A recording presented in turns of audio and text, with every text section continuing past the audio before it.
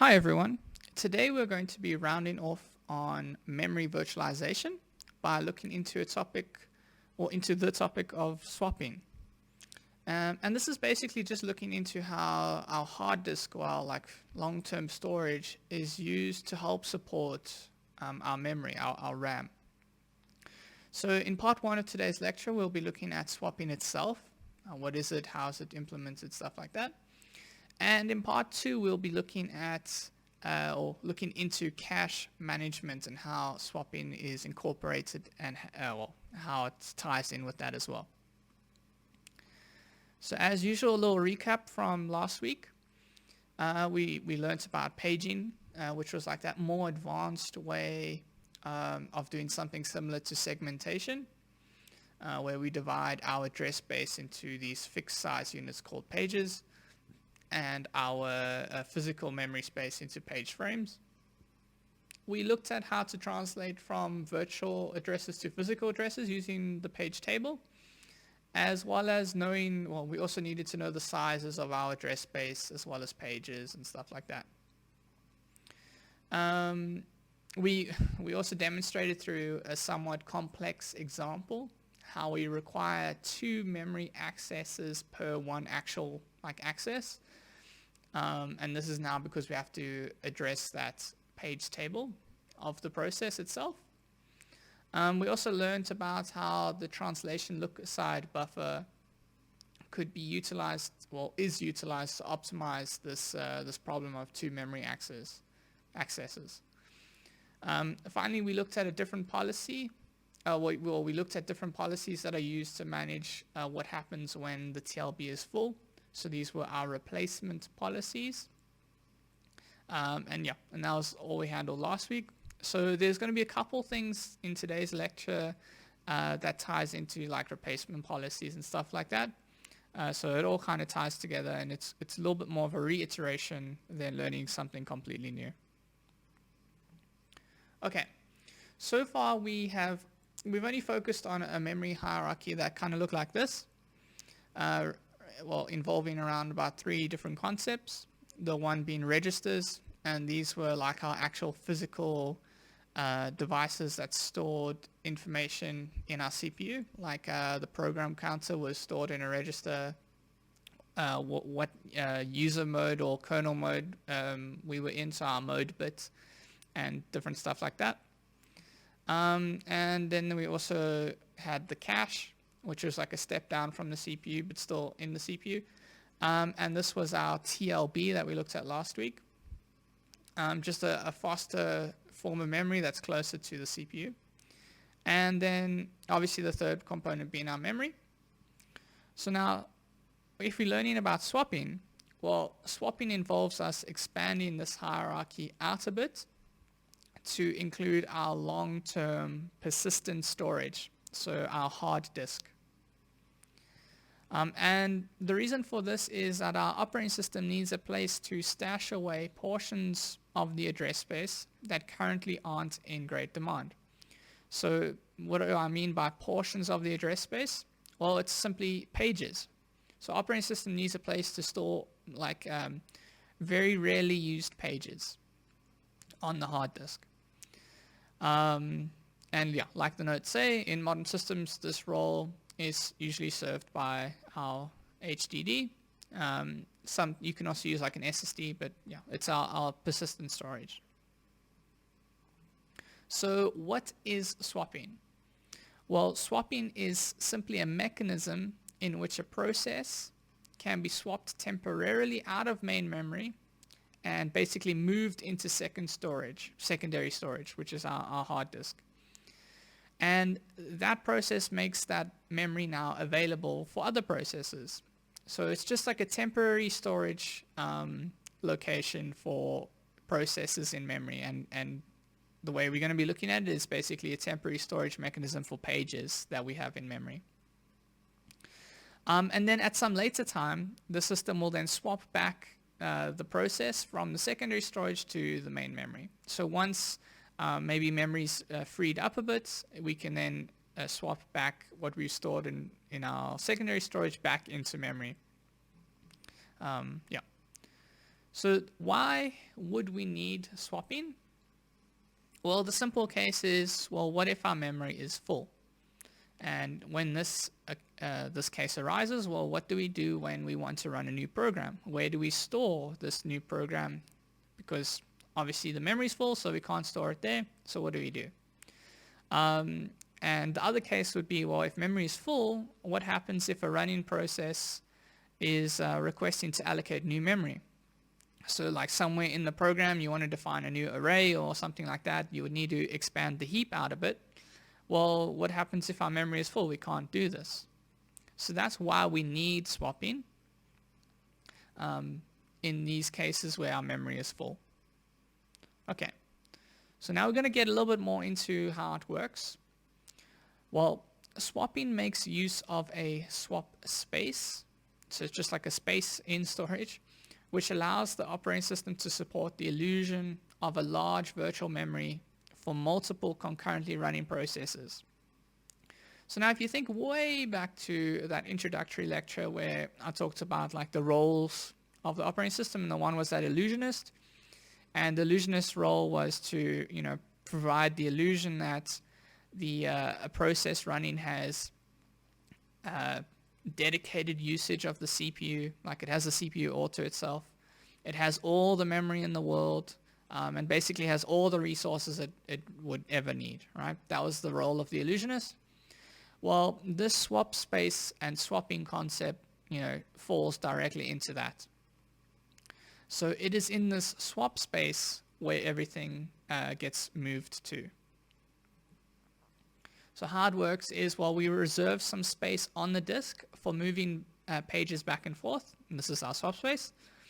And the one thing that the operating system needs to do is to remember to divide the swap space in the same like sized units as what we have in memory. So it's in page size units. So if our page in memory is like 12 kilobytes, well, this swap space needs to be divided up into chunks of 12 kilobytes as well. Cool. So in essence, the swap space simply serves as like an extension of memory. So hypothetically, you could just say, well, it's your memory plus the size of your swap space. That's how much you got to work with. But our swap space is on the hard disk, right? So it's a slower form of memory, basically, in this case, that is used to only store like these temporary pages. Well, sorry, it's to store pages temporarily. Okay, so here in this like little diagram that we have, you can see that in our physical memory we have like process 0 with virtual page number 0, process 1 has 2 pages in memory at the moment, and process 2. Well, here you can see that process 0 still has pages in memory, but it also has pages in our swap space. So it's not that the entire process gets swapped out. Sometimes that might occur, but not, sometimes it can. It's not saying that it can't. But here we can see that we have 2 pages from process 0 in the swap space, so it's currently being swapped out of main memory into our physical storage. And the idea here is that we only swap out rarely used or infrequently used pages. So in this like diagram, we can hypothetically say that, well, virtual page number 1 of process 0 wasn't really accessed that much. Same can be said for this one and everything else in this swap space. And in this case, our memory is full. So we can't really swap anything back into memory without having to do some, without having to swap out something here. And we'll get into that a little bit later. So now a question that you might be asking, well, how do we keep track of where the pages are now, where these pages are now? Let's correct that. Now, the question is, well, is a page now in memory or is it on disk? And to solve this, we've actually got something that we've learned about already that we discussed last week that we can make use of. And that is our present bit. So for those of you who don't remember, we can check the present bits to determine where a page is. So here the idea is that we add some machinery higher up in the system in order to support swapping pages to and from the disk. And that machinery was this additional bits, which is obviously stored in a register. And that was part of our page table entry. So if you remember, our page table entries had all those different bits. They had the page frame number, the virtual page number as well, and all the information that we were required to do the translation from virtual to physical address. Well, this is just that additional bit. So now when the hardware looks in the page table entry, it may find that the page is not present in physical memory, and that is through the use of this present bit, where a value of 1 indicates that the page is present in memory, in physical memory, and a value of 0 means that the page has been swapped out. So the page is not in memory, but rather on disk. So how do we keep track of where a page is? Well, through the present bit. Okay. So then again, well, now we know where they are, but what happens if we try to access a page that is not in memory, but actually on disk? Well, what actually occurs is what we call a page fault. You've probably heard this term before, but I didn't know what it meant. Now, a page fault occurs when accessing a page that is not in physical memory. And if a page is not present and has been swapped to disk, the OS needs to swap that page back into memory in order to service this page fault. So we can only access we can only access data that's in memory. So if it's not in memory, it has to be moved back into memory and then processed. So we have a nice diagram here on the next slide that basically demonstrates this process. So we firstly say we start at step 1, right? And what happens? So this is how a page fault is handled, should I say? So step 1, well, we try to reference some information, some data, and we check, and well, to do this, we check the location of the reference page in the page table for that process. So we check in that. And now we go to number 2. Now this is the case if a page fault occurs. So that means that our present bit indicated that the page was in storage and not in memory. So what happens? Well, a trap occurs. And this is basically us saying, well, we need to call on the operating system to fix this problem. So it's basically a processor exception, right? And we talked about how we handle different exceptions earlier, but this is just another type of exception, a page fault. So then the operating system takes over, and it has its handlers that will handle page faults. And what they do is they use a replacement algorithm to find the frame's location in storage. And we're not going to get into too much detail with that, but essentially the operating system finds where the page is in storage within that swap space. And then we can read that data from disk to memory. So from disk, we read that data, we get the page that we want. And then step 5 would be to update the page table with that page that we've now loaded from storage into memory. And it might not be in the same location it was when it was swapped out. So that's why we have to update the page table with the new location of this page within memory. So step 5, update the page table. Now, step 6 is basically we need to rerun that same instruction. So rerun basically step 1, where we reference that, that page. So the instruction that caused the page fault is restarted when the process resumes execution. So remember, over here we're in kernel mode, right?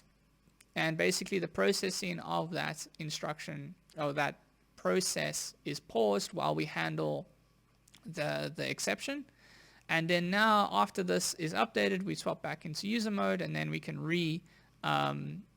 reprocess that same instruction that caused the page fault. And now because the page is in memory, well, the page fault won't occur, and we can continue on through the execution. Okay, so in summary, when the operating system receives a page fault, it looks in the page table entry, and then issues the request to the disk to load that page back into memory. Cool. So in terms of like the algorithm or the code itself, it basically adds on to what we talked about last week. So this will be the same when we're handling like the TLB hit. Nothing changes here really. But now we have an additional else if at the bottom here. And that says that if the page table entry dot the present, so this is the present bit for that page table entry, if that's false or like 0, then we need to raise an exception of type page fault. Okay, so that's what changes here. And this basically now on this additional slide is how that page fault is processed. So again, this is going to just reiterate what I talked about in the diagram, but we can go through it nicely here in the code. So when we need to load the page from the disk into memory, we first attempt to find an empty page in memory. So that's what's happening here. In order to load a page from storage, we need to put it somewhere in memory. And to put it somewhere, we have to put it in somewhere that's free. So we get the page frame number of some free frame in our physical memory. And that can either have one or two results. The one being, well, we find a page frame and then we can load the data into that. Or we don't find a free page, meaning that our memory is still full. So in that case, we need to free a page. So we need to evict a page from our memory. So if there's not a free page, we need to replace a page in memory. And to do this, we utilize a replacement policy. And this replacement policy idea is exactly the same as what we talked about last week. So the replacement policy determines which page frame to evict. And then that frame or that page gets removed from memory and moved to disk. And that's basically what we get in here in this line 3. Then now that that's the code, we can actually read the page that needs to be loaded. So this is a process of reading from our physical disk and then storing it in memory. And then we do our updates to our page table entry, including like the present bit. Well, now it is true because we've loaded it. And we need to change the page frame number, so where it actually is now in memory. And this is utilized for like our translation. And lastly, we retry that same instruction. So this is the same instruction that caused the page fault gets retried. And then the process of execution continues. Okay, so that is how page faults are handled. All right. Again, it's just like it's a processor exception, kind of like an interrupt, you know what I mean, in that sense, that gets processed by the CPU, and there's an interaction between memory and our hard disk. Cool.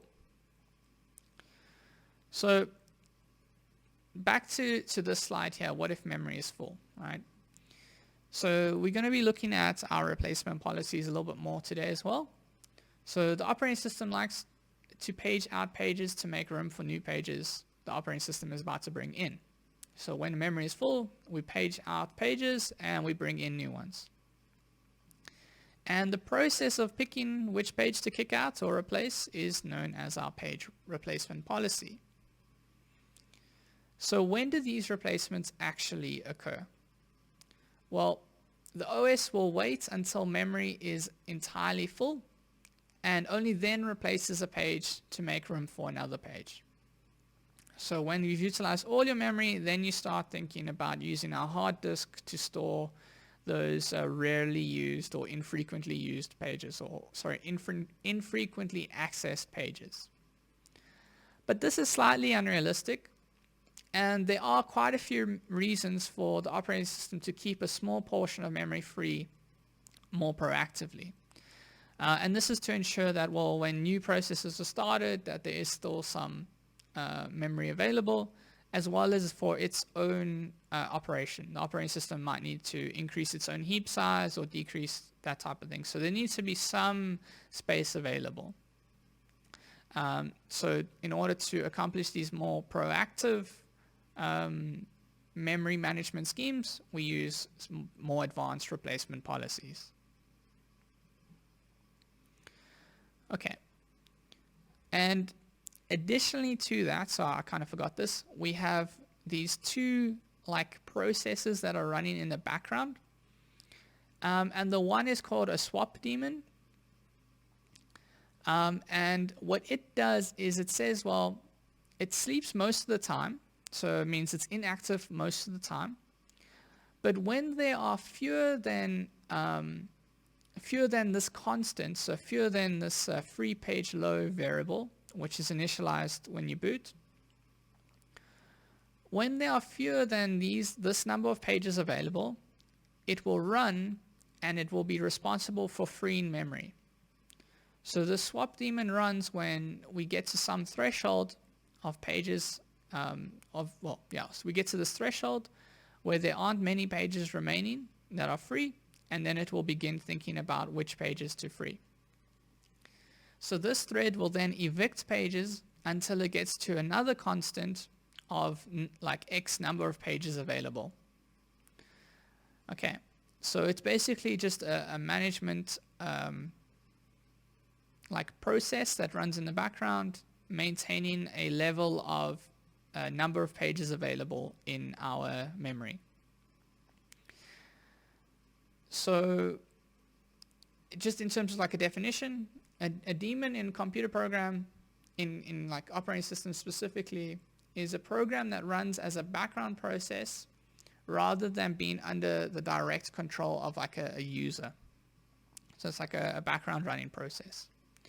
Now there's another daemon that is also running called the page daemon. And how this works is as follows.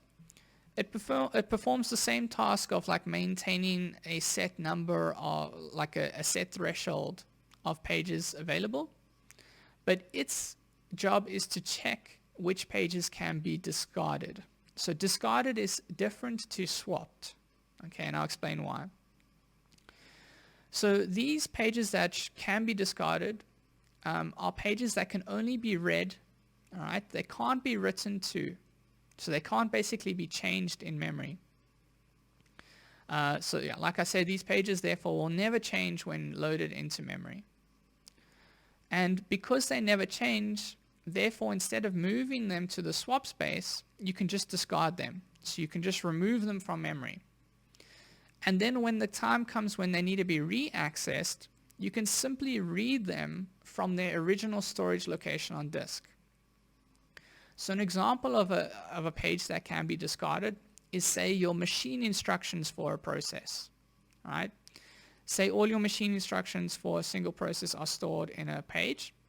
Well, these machine instructions aren't changed, right? Whether they're in memory or in storage, they're like a file that doesn't change.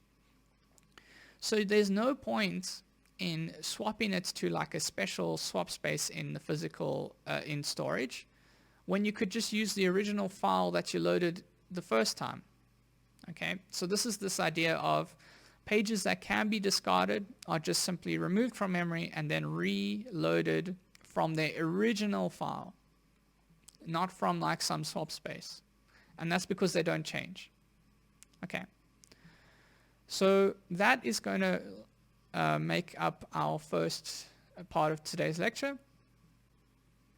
Okay, so in summary, swapping is like a process that occurs when memory pressure forces the operating system to start paging out pages to make room for more frequently used pages. So it's an optimization, or it's like an efficiency type of thing in order to improve our efficiency, for lack of a better word. And deciding which page to evict or like move from memory to storage is encapsulated within the replacement policy of the operating system. Okay, so this makes up our first part of today's lecture. I hope this is relatively easy to understand and basically just building up a few of the concepts from last week.